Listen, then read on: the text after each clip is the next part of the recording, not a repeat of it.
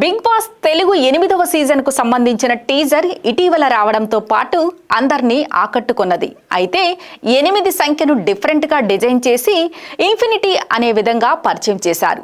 దానికి తగ్గట్టే హోస్ట్ నాగార్జున క్లారిటీగా వచ్చే సీజన్ ఎలా ఉండబోతుందనే విషయాన్ని వెల్లడించారు.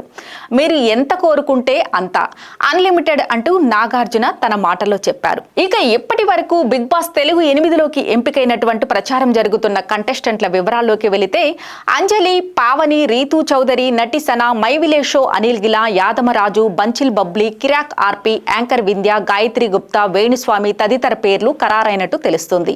ఇంకా షోలోకి కన్ఫర్మ్ కావాల్సిన వారిలో news reader Kalyani, Rekha Bhoj, organic farming Netra, Mogalirekulu serial fame Indranil, singer Saketh, Brahmamudi Deepika Ranganath, television నటుడు శ్రీకర్ సయ్యద్, అబు, ఊర్మిళా చౌహాన్ తదితరుల పేర్లు ఉన్నాయి.